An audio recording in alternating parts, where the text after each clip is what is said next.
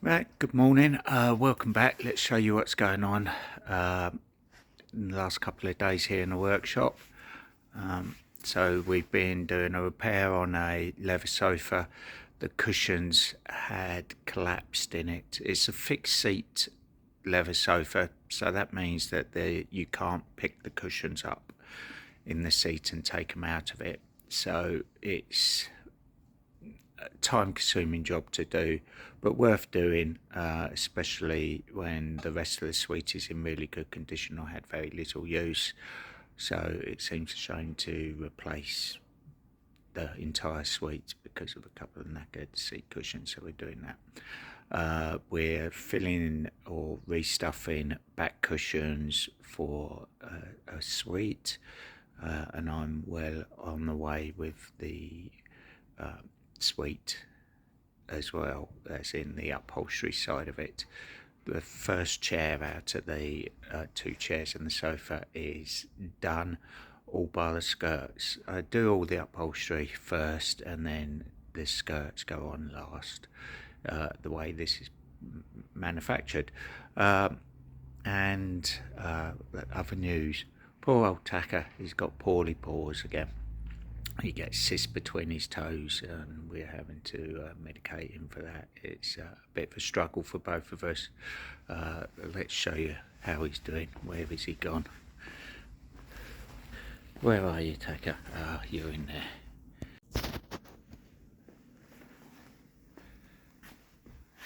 So I think you're just about to see, you can see his great beard there. His front left paw's got a sock on it, stop him licking it, because he just makes it sore. He'll be fine once the medication kicks in. They clear up, but unfortunately we need to find a bit of a long-term solution for that. So back to the actual upholstery. So this leather sofa with the seat repair, that's the back of the sofa there, and there's one arm up there and the other arm's behind the back. The sofa comes apart in 3 parts in this particular case, and the seat is just round the corner here, standing up. It comes apart 3 parts, so we've been able to remove the cushion fills. We've re-webbed the seat and put a canvas on it, purely because we felt that it needed doing as well, and we like to do a job properly. So that's the seat. So it comes out of the sofa. We have to unpick all the cover, remove the foam. I'll show you that in a second. The replacement foams are on order, and excuse me, and we'll be able to get on with them as soon as possible. Here's the foam that come out of it. I don't know if you can see that there, how this is collapsed. It should be about 4 inches thick and it's collapsed down here. That and the combination of the knackered webbing and lack of canvas, the seats really dip towards the centre. So we'll be replacing these with a new foam and putting them back into the job. This is one of the 2 chairs for this suite here. One chair's under the cover there, the sofa's up on end, and I'm getting on with this chair, so you can join me whilst I do the seat on this chair before I start the outsides.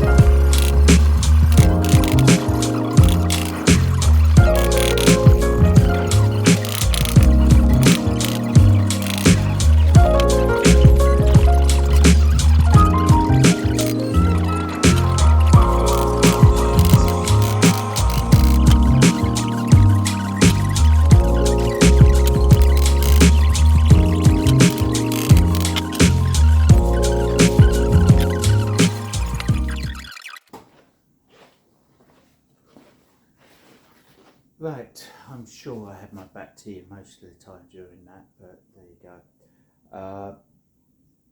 That's the seating now. I've pre-cut the seat and sewn it up, but that's the seat back in. So now to do the outside wings. Oh, you can see it here, outside wings, outside arms, and then the outside back. Put the bottom cloth on it, and then we'll do the skirts on all three items together. Skirts are very time consuming, if anything, as far as upholstery is concerned, or certainly for myself, it's the worst part of the job. We try to steer customers away from having skirts on their furniture nowadays. They do date it a little bit, the skirts. I think most of the furniture looks better with a border on it now than skirts, and skirts cost time and use a lot of fabric to do them. So anyway, that's my whinge about skirts. Let's crack on and get the outsides on this chair and the facings. Here you can see the facing. Yeah, they're carved in this case they're cardboard. We see lots of different things. Sometimes they don't even have a facing in this manner. We have to put the facing on ourselves. But these ones are a cardboard facing, the covering and the piping put on the edge, and then they're clipped back into place. So let's get on with the next part.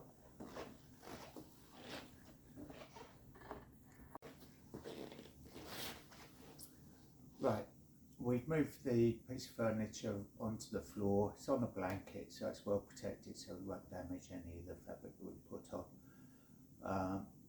And I find it easier to work at this level. I try my best not to have my back to you all the time whilst doing this particular part of the job.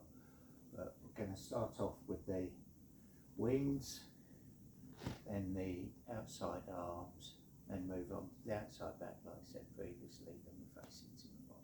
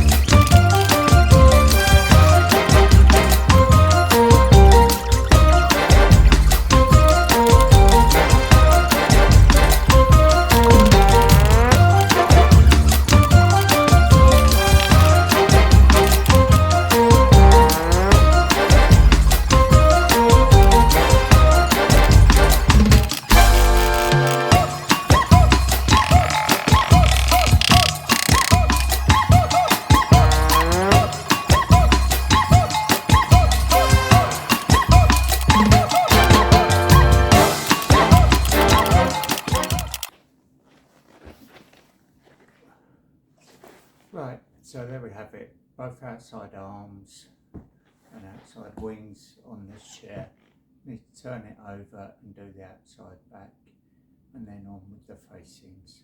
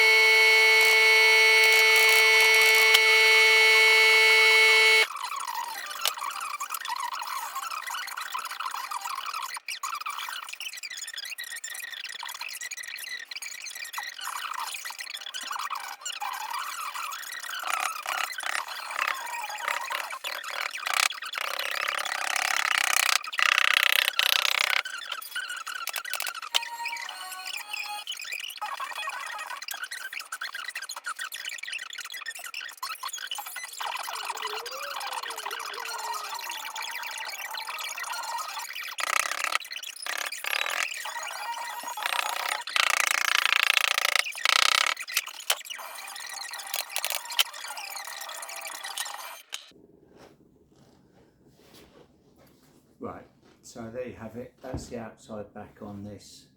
I need to turn it over and do the facings, but first of all I need to cover the facings before we attach them.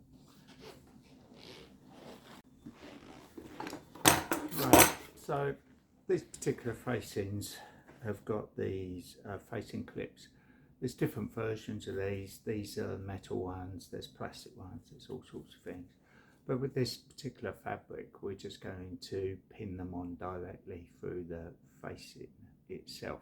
The fabric has got a very loose weave on it, so we'll use a very fine pin that hold the facing on, and you won't see that it's been any holes in it at all. So before we do that, we need to strip this old bit of Luxbond fibre off of this and remove these clips. I think you can just about see that there. So that's that. I'll just show you a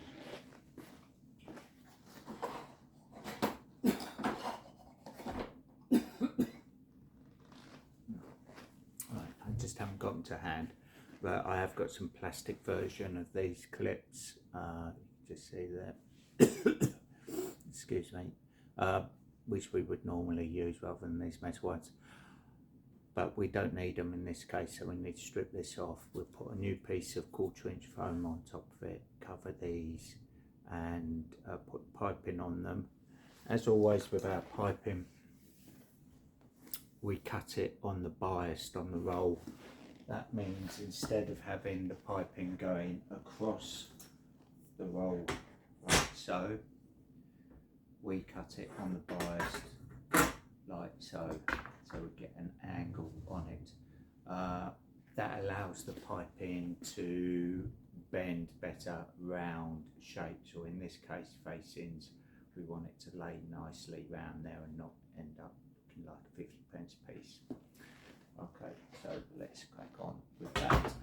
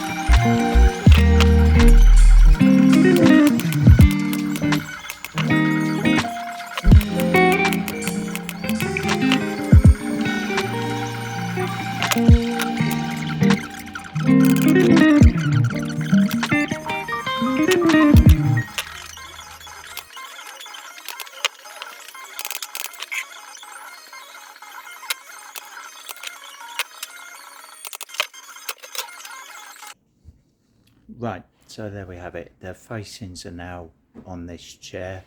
I'll just show you something that may be of interest regarding the facings and the fact that we've got to put skirts on. So if I just spin the camera around, you'll see what I mean. Right, so the facings are obviously done, all pinned on. Now the facings, the timber only sort of comes down to here on the facing. This we've just folded over and brought the piping down. So we need to try and keep this as clean as possible here, because we have the face skirts going on. So the skirts come along around about that line there. So anything below that line we try to keep as flat and no foam etc. underneath the fabric, because it affects the finish on the skirts. So I'll just put the bottom on this and the casters on it and put a cover over it, ready to have the skirts put on once I've done the sofa, which I shall be getting on with next. There's no need for me to show you doing the sofa, it's pretty much the same as this chair, but we will come back to you and show you the skirts. Okay, so we'll be back shortly. Right, as I'm sure you can see over my shoulder, the sofa part of the three-piece suite is done as well now. The two chairs are in the back, black covers behind it. I say the sofa is done. It's done bar the skirts. The cushions are done, they just need to be put in it. I've now got the laborious job of making the skirts. Trying to get across to customers the amount of work that's involved in the skirt can be quite difficult, and therefore a cost implication as well. So there's extra fabric, there's extra time involved in the upholstery, whereas at this point, if we was to put a border on the front of this sofa, it would be pretty much done now, and look a little bit more contemporary. Skirts do tend to date things, but if a customer wants that, we're more than happy to do it, and we'll do our utmost to get them to a level of finish that I'm happy with. It's another thing with skirts that can be difficult to do. So I need to crack on, get the skirts cut, machined, and then put onto the sofa. So you can join me along so you get an idea of the amount of work that's needed to produce skirts. We'll get them cut. I need to take some measurements, get them cut, machined, and put on the sofa. Then we can put the cushions in and it's ready to go back to the customer. So it shouldn't be too much longer now.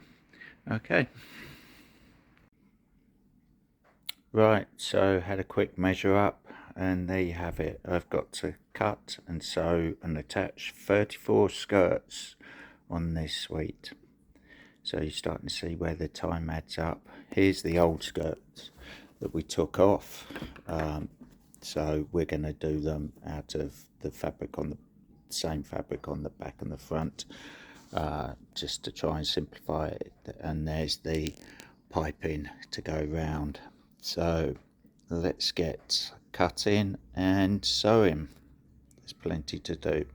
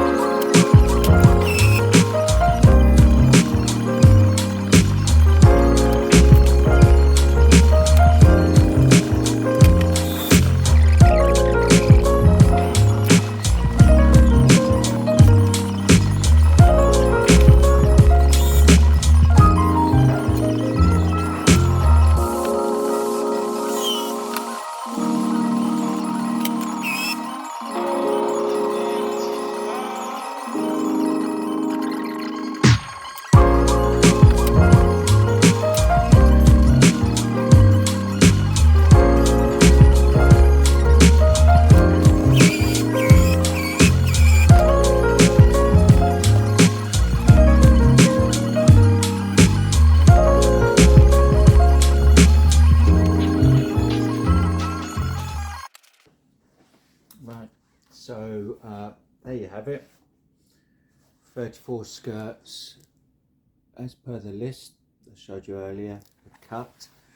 The piping's already done, so now I need to sew these up and then overlock the top edge so it doesn't fray and gives a nice clean finish, and then they're ready to go on the furniture. So let's get on with that.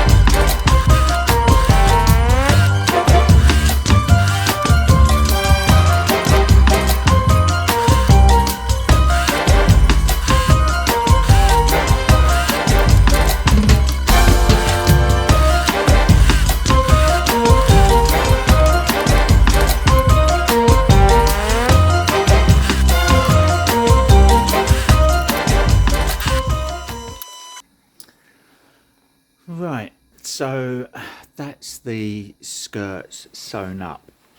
Next part of that. So they're sewn. I now need to turn them all inside out, and then I need to press them, and then I need to overlock the back, or sorry, the top edge of the skirt itself.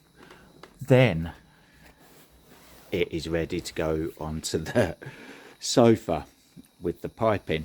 So I'm sure you can start to see the amount of time and effort just to put skirts on a sofa. So let's start turning them inside out and get them all pressed and overlocked.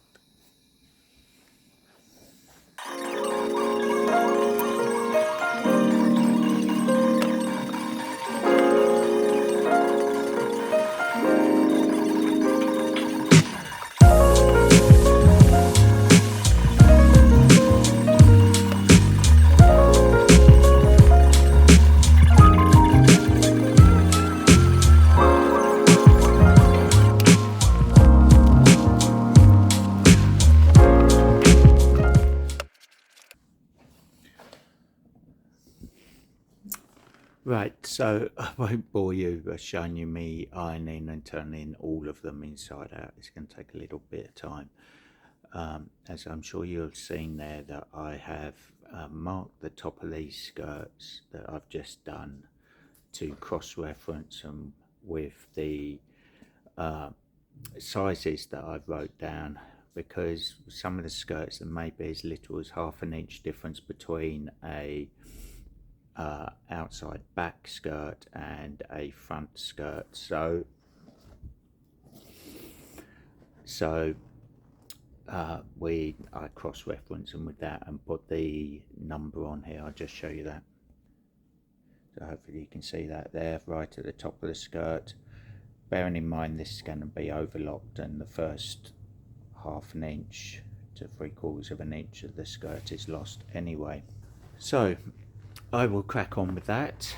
I think that's enough for this episode. So it's going to be a two-parter. In the second part, we'll show you, I will show you putting the skirts onto these items, and we should be able to show you the finished product then before we return them to the customer. So as always, please subscribe and like and ring that bell. It means a great deal to us. I hope you enjoyed what we do, or seeing a little bit of what we do here in the workshop, and I'll keep putting the content out there. If you have any comments or questions, I'll do my best to respond to them in the comments below. Okay, till next time, take care. Bye.